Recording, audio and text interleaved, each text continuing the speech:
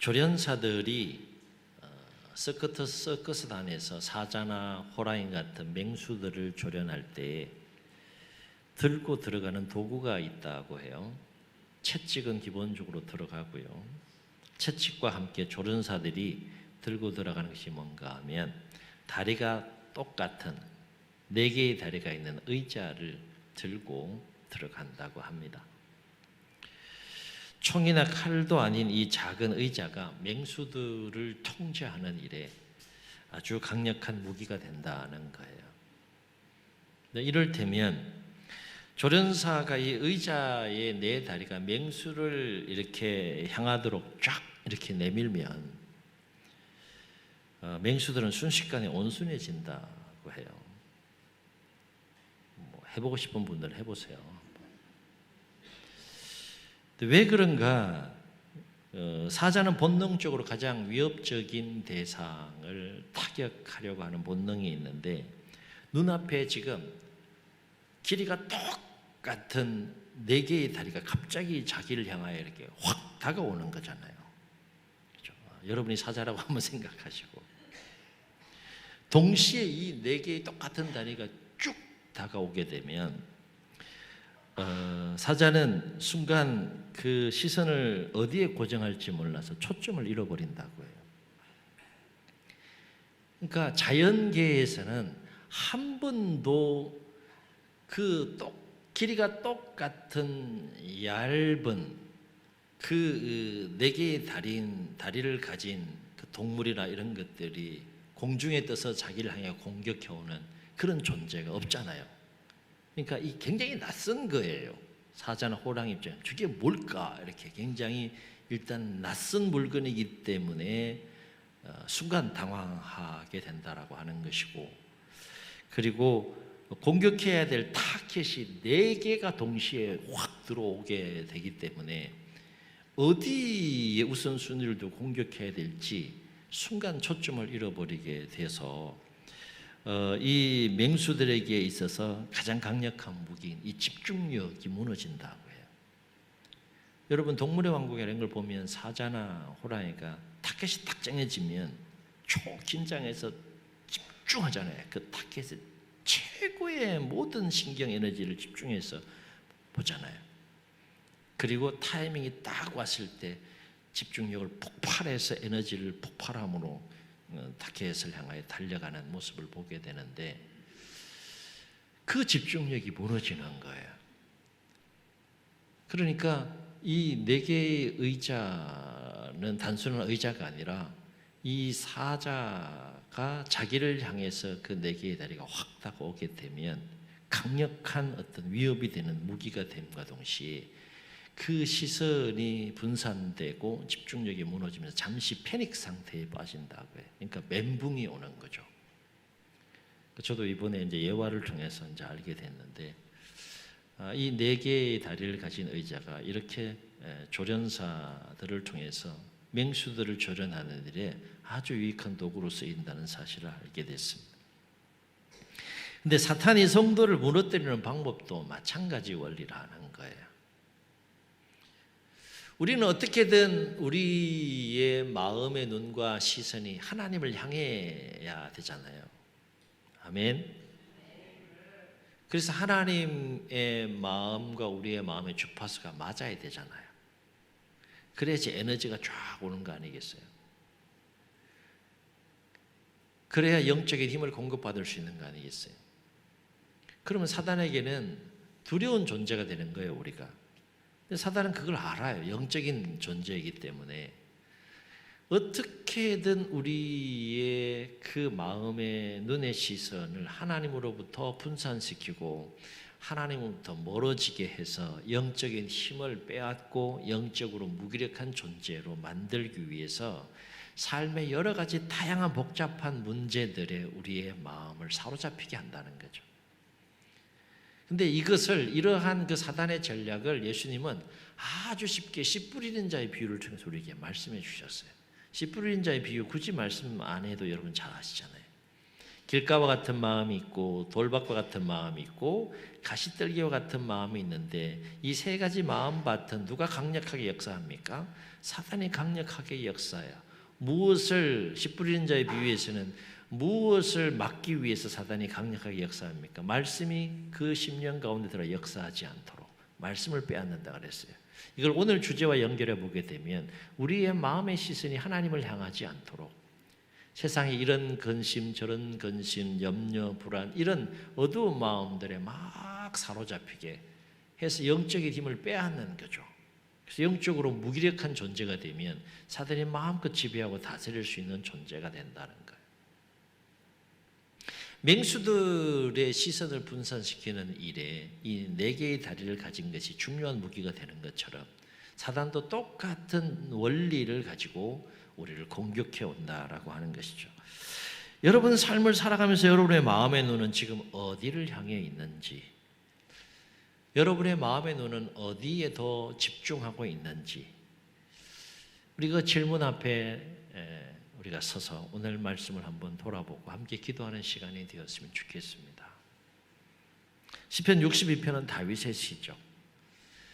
62편이 어떤 배경하에 쓰여졌는지에 대한 구체적으로 우리는 알 수 없지만은 많은 학자들은 3절과 4절에 근거해서 넘어지는 담과 또 흔들리는 울타리같이 연약한 이 시인을 무자비하게 공격하는 그 원수들의 모습에 비추어서 다윗의 인생의 여정에서 가장 큰 위기와 참담한 시기였던 셋째 아들 압살롬의 반역의 때를 배경으로 62편의 시가 쓰여졌을 것이라 그렇게 이제 추론을 합니다. 여하튼 다윗은 지금 평안한 때가 아니라 자신의 인생의 큰 위기 상황을 지금 맞이하고 있는데 오늘 시편에서 우리가 주목할 것은 뭡니까? 사람이 위기 상황을 만나게 되고 어떤 큰 어려운 상황을 딱 만나게 되면 기본적으로 반응은 뭔가 하면 그 위기 상황에 마음이 빼앗기죠. 그 장애물에 마음이 빼앗기죠. 그래서 마음이 무너지는, 그래서 마음이 힘든 이런 것들 우리가 경험하게 되는데 오늘 우리가 주목해야 될 것은 뭔가 하면 다윗도 지금 시편 62편의 상황을 놓고 보면 자기 인생의 큰 위기를 만났는데 그 상황 속에서 마음의 시선을 어디에를 향하고 있는 거예요? 오직 하나님만 바라보기 위해서 몸부림치는 이 시인의 모습을 볼 수 있어요. 그래서 1절 보면 나의 영혼이 잠잠히 누구만 바라며 하나님만 바라며 그랬어요. 5절 보면 나의 영혼아 잠잠히 누구만 바라라? 하나님만 바라라. 지금 다윗이 큰 위기 가운데에서 자신이 그 위기 상황을 극복하고 이겨내기 위해서 할 수 있는 최선과 최고의 방법은 지금 하나님만 바라보는 것 이외에는 없다. 이렇게 지금 고백하고 있는 겁니다. 그건 다윗의 고백인 거죠. 다윗이 하나님만 바라본다는 것은 두 가지 의미가 이게 담겨 있어요. 하나님의 도우심이 없이는 이 위기, 이 상황을 극복할 수 없다라고 하는 절박한 그 상황에 대한 표현일 수 있고 또 한 가지는 그만큼 간절함으로 하나님을 다윗이 지금 의지하고 있다라고 하는 표현이 하나님만 바라본다라고 하는 이 고백 속에 담겨 있는 다윗의 마음이라 할 수 있겠습니다. 그리고 보면 잠잠이라는 단어가 나와요. 오늘 여기에 좀 무게중심을 두고 우리가 말씀을 묵상하고 나누려고 그러는데 잠잠이라고 하는 이 단어는 헬라 원어상으로는 뚜미아라는 단어를 써요. 뚜미아는 두 가지 큰 의미가 있어요. 하나는 고요함, 침묵 이런 의미가 담겨 있고 또 한 가지는 체념, 포기 이런 의미가 담겨 있어요. 이 뚜미아, 잠잠이로 번역된 이 뚜미아는 이 두 가지 의미를 다 함축하고 있는 의미라고 할 수 있겠습니다. 그러니까 잠잠히 하나님만 바라본다는 것은 이렇게 정리해 볼 수 있는 것이죠. 내 안에 뭉게뭉게 막 그 역사하고 있는 모든 인간적인 생각들을 다 내려놓는 거예요. 생각을 비우는 거죠. 인간적인 모든 생각들을 다 내려놓고 침묵 속에서 고요히 하나님만 의지하고 하나님을 바라보는 상태. 그것이 잠잠이라고 하는 상태라고 하는 거예요. 그렇다면 왜 다윗은 위기와 고난의 상황 속에서 그토록 간절하게, 그토록 절박한 마음으로 잠잠히 하나님을 바라보고자 했을까? 세 가지 이유를 우리가 생각해 볼 수 있어요. 첫째는 상황을 바라보면 마음이 불안해지는 거예요. 불안해질 수밖에 없는 상황 속에 놓여 있으니까, 불안을 야기하는 상황이니까 그 상황을 보면 불안이 오는 거예요. 당연히 그렇죠. 불안한 상황 속에 놓여 있으니까 그 상황을 보면 불안이 오는 겁니다. 그런데 잠잠히 하나님만 바라보면 마음의 평안을 얻을 수 있기 때문이다. 아멘. 아멘. 불안한 마음을 이길 수 있는, 불안한 마음을 지배할 수 있는, 불안한 마음을 다스릴 수 있는 하나님이 주시는 평안함이 언제 온다는 거예요? 잠잠히 하나님을 의지하며 하나님 바라볼 때 하나님께서 그 마음을 주신다는 거예요. 그래서 2절과 6절 하반절에서 다윗은 뭐라고 고백하는가 하면 이렇게 고백해요. 내가 크게 흔들리지 아니하리로다. 뭐가 흔들리지 않는다는 거예요? 마음이 흔들리지 않는다는 거예요. 비록 나는 인간적으로 생각하면, 인간적으로 판단하면 정말 말할 수 없는 불안함이 막 밀려올 수밖에 없는 상황 속에 있지만, 내가 잠잠히 바라보는 하나님으로 인하여서 내 마음속에 무엇을 얻을 수 있다는 거예요? 하나님이 주시는 평안함을 얻을 수 있기 때문에 내가 잠잠히 하나님을 바라봄으로 말미암아 내가 크게 흔들리지 않겠다. 이렇게 지금 고백하며 노래하는 겁니다. 여러분, 살면서 우리의 마음을 뒤흔들어서 평안을 깨뜨리는 게 얼마나 많아요. 지난 한 주간의 짧은 역사도 이렇게 보면 평안하셨습니까? 질문이 또 어렵네. 평안해야 됩니까? 근데 평안하셨습니까? 몇 번 질문을 드려야 될까요? 평안해야 되는 건 아는데 평안하셨냐고.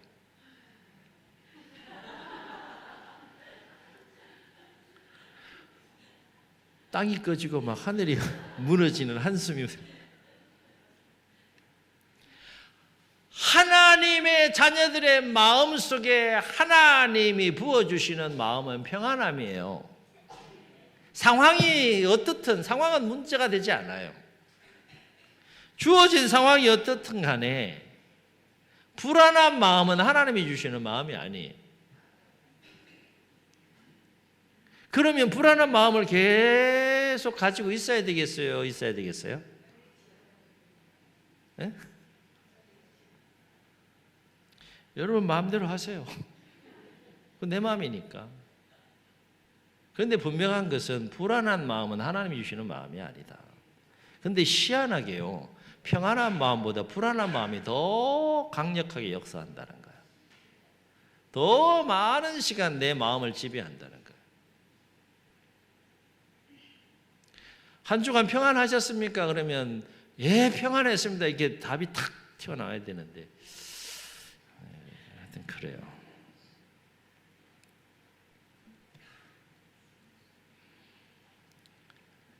상황이 어떠하든 간에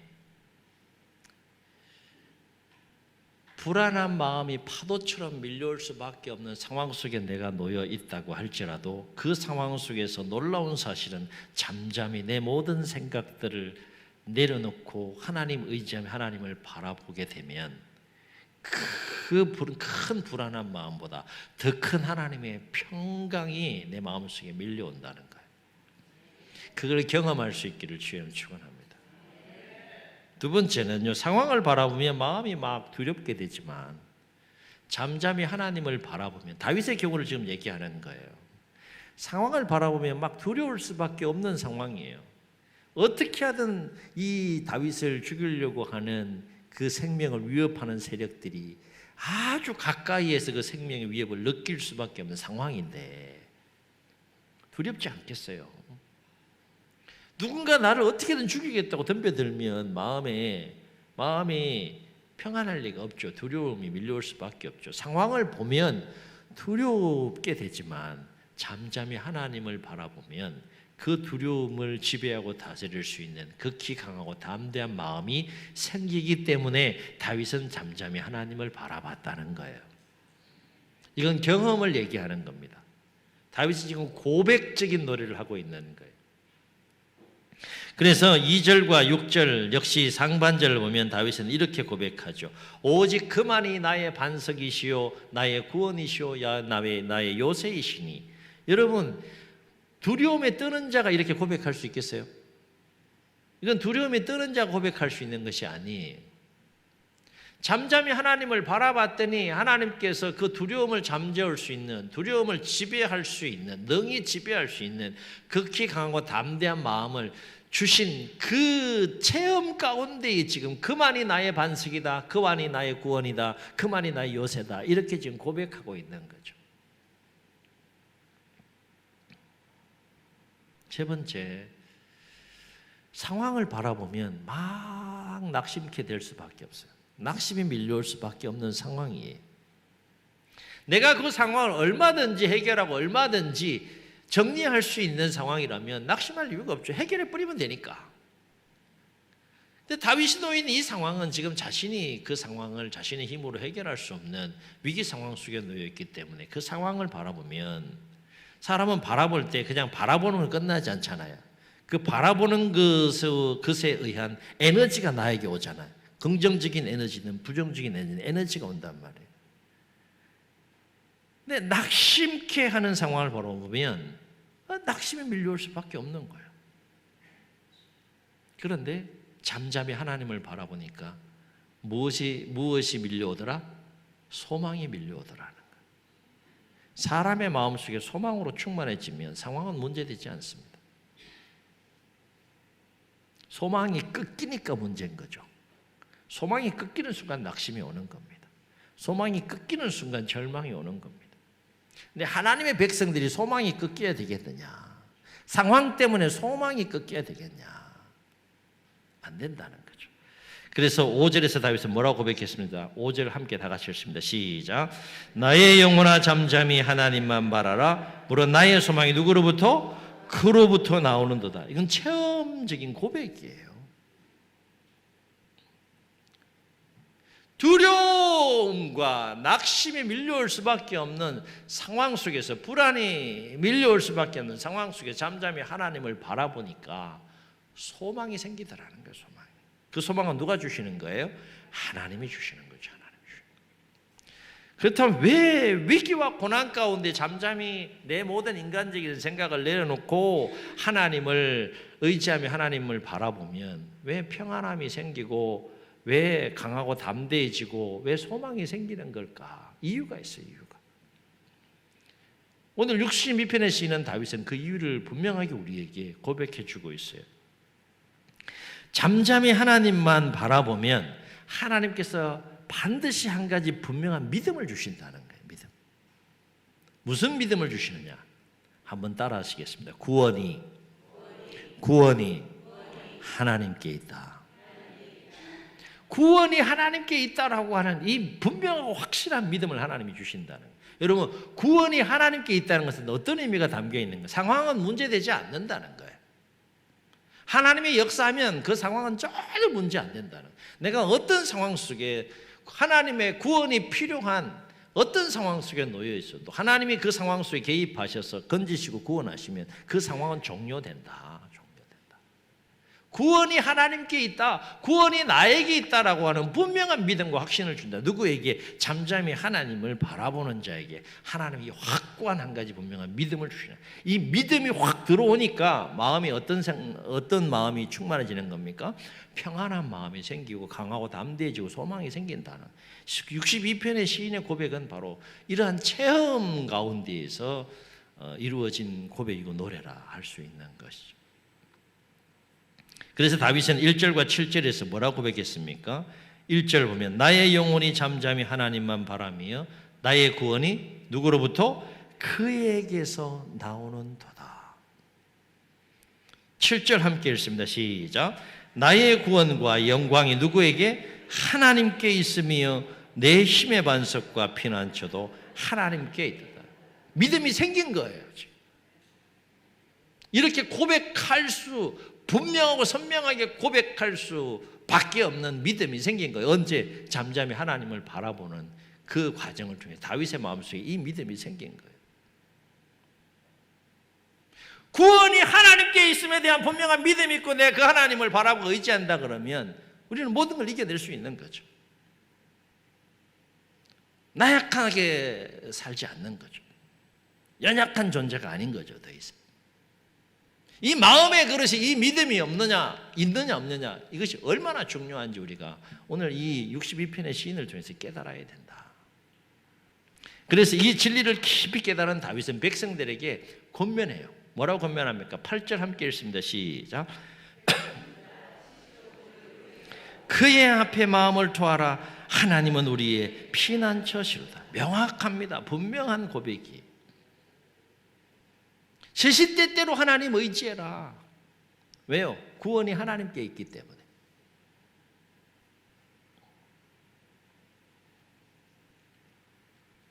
분명한 사실은 우리가 우리 자신의 모든 인간적인 생각을 내려놓고 잠잠히 하나님을 의지하면서 하나님을 바라볼 수만 있다면 우리는 하나님이 우리에게 주시는 그 마음들, 하나님이 우리에게 주는 그 믿음을 가지고 모든 상황을 넉넉하게 이기고 승리하는 삶을 살아갈 수 있다는 거예요. 아멘. 아멘. 여러분 한번 여쭤볼게요. 삶을 살다 보면 막 마음이 힘든 상황을 맞이할 때가 있어요, 없어요? 왜 그냥 1초도 고민 안 하고 그냥 내 마음을 막 짓누르고 힘들게 하는 상황을 맞이할 수가 있죠. 그때 여러분 막 그 힘든 상황 가운데에서 그 힘든 상황으로 인해서 마음을 힘들어합니까? 아니면 그걸 넉넉하게 이기고 극복하면서 그 상황을 대합니까?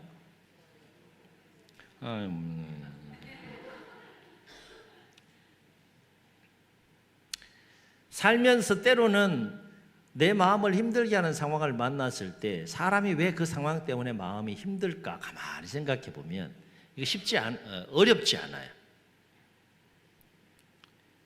왜 그 상황 때문에 내 마음이 힘들까 가만히 생각해 보면 여러분 이러한 여러분의 모습을 발견할 수 있을 겁니다. 내 안에 인간적인 생각이 너무 많은 거예요. 그렇죠? 하나님이 주신 마음과 생각이 아니라 인간적인 그 생각이 너무 많은 거야. 길가와 같은 마음이 그렇고 돌밭과 같은 마음이 그렇고 가시떨기와 같은 마음이 그런 거예요. 그러니까 상황 때문에 힘든 거예요. 그런데 한번 또 여쭤볼게요. 그 상황 때문에 인간적인 마음이 내 마음속에 막 너무 많이 역사해서 그 상황을 여러분 넉넉하게 해결했습니까? 넉넉하게 극복했습니까? 그 상황을 넉넉하게 극복하고 해결하는데 그 많은 인간적인 생각들이 도움이 되셨습니까? 예수님은 이걸 뭐라고 말씀하셨는가 하면 산상수훈에서요, 아무것도 염려하지 말라고 말씀하세요. 무엇을 먹을까, 무엇을 입을까, 무엇을 마실까 염려하지 말라. 너희가 염려함으로 말미암아서 키를 조금이라도 더 자라게 할 수 있다면 염려해라. 예수님 그렇게 말씀하셨어요. 우리 안에서 뭉게뭉게 피어오르는 수많은 인간적인 생각들은 우리의 영혼을 파괴합니다.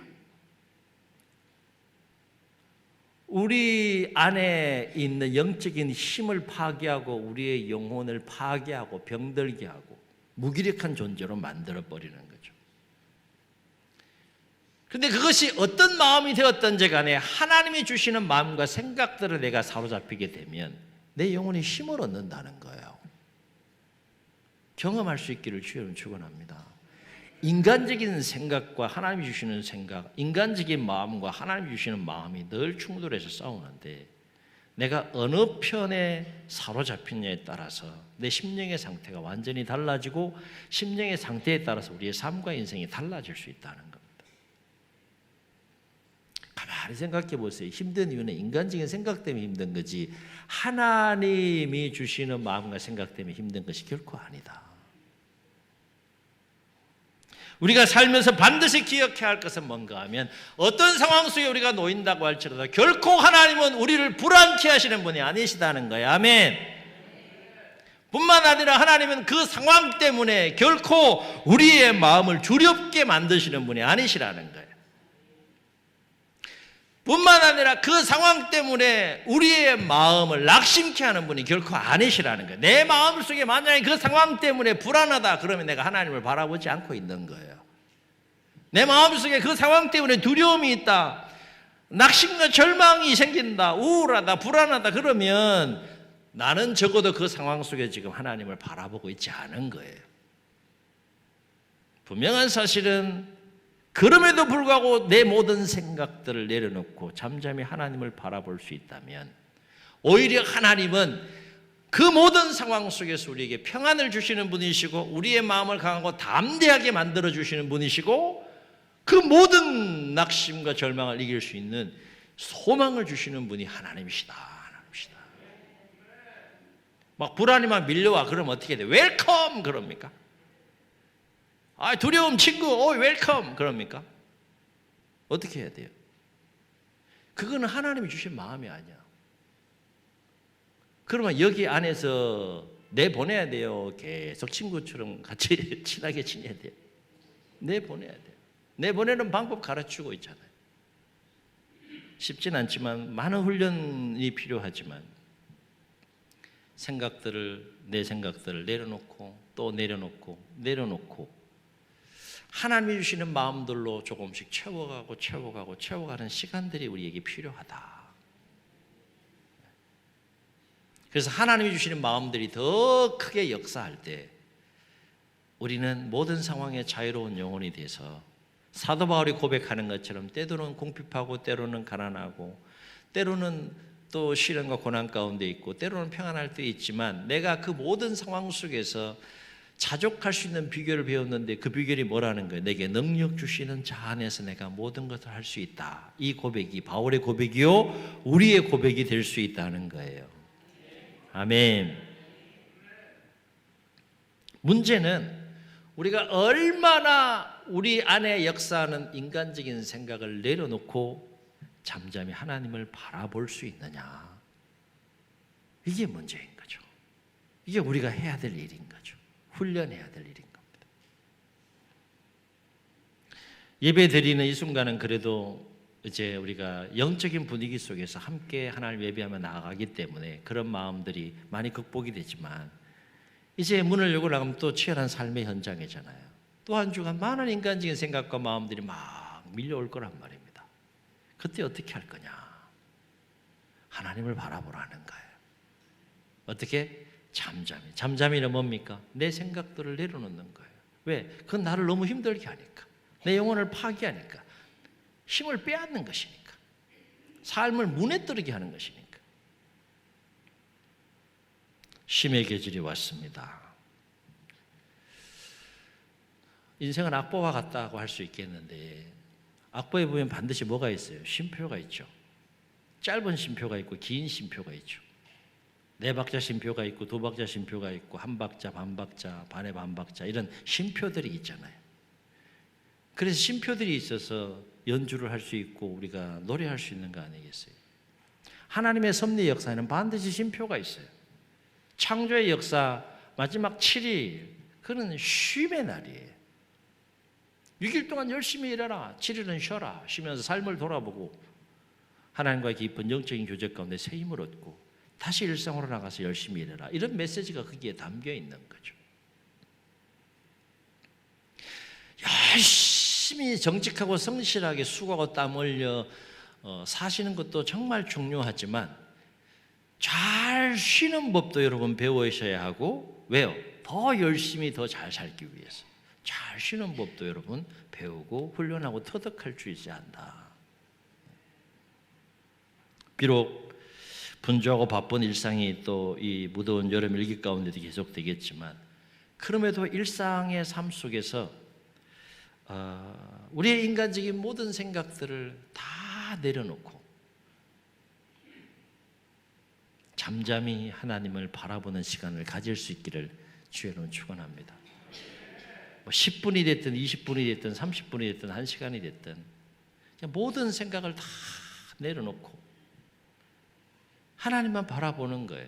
이게 하나님을 바라볼 때 좀 이미지가 필요한데 어떤 이미지가 좀 좋을까 생각해 보는데, 이게 하나님은 또 특별하게 뭐 성경에서 이렇게 형상에 대해서 언급한 것이 없기 때문에 도움이 될지 모르겠지만, 성경의 표현대로라면 보좌에 앉아 계신 그 하나님, 뭐 그런 이미지를 좀 생각하시면 집중하셔도 좋을 것 같고, 그게 또 집중이 잘 안 되면 이제 십자가를 생각하면서 이렇게 집중하셔도 도움이 될 것 같고, 여하튼 우리의 마음이 인간적인 그 마음과 생각들로는 우리가 하나님 허락해 주신 그 삶을 성리롭게 살아갈 수 없기 때문에 내려놓고 잠잠히 하나님만 바라보는 시간들을 가질 때 더 깊이 그 시간들을 통해서 하나님을 만나시고, 더 깊이 하나님과 영적으로 친밀하게 교제하는 시간을 통해서 하나님이 여러분에게 부어주시는 그 평안함, 하나님이 여러분에게 부어주시는 강하고 담대한 마음, 하나님이 여러분에게 부어주시는 소망, 구원의 확신과 믿음을 가지고 넉넉하게 또 하루하루 모든 삶을 승리하는 우리 모두가 되시기를 예수님의 이름으로 축복합니다. 축복합니다. 말씀을 기억하시면서 우리 함께 찬양하시고 한번 통성으로 기도하겠습니다.